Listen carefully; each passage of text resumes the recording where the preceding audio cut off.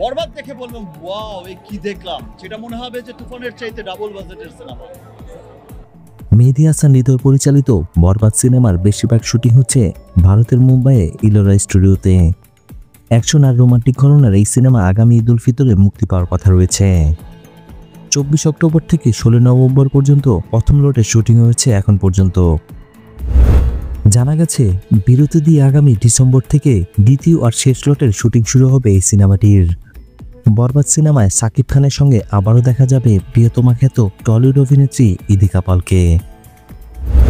বরবাদ সিনেমার একটি আইটেম গানে পারফর্ম করবেন টলিউডের আরেক অভিনেত্রী নুসরাত জাহান। এরই মধ্যে আইটেম গানের শুটিং হয়ে গেছে। এক সাক্ষাৎকারে নুসরাত জাহান বলেন, একটা ভালো গানে পারফর্ম করার অভিজ্ঞতা সবসময় ভালো হয়ে থাকে। সাকিব খানের সঙ্গে এটা আমার দ্বিতীয় কাজ।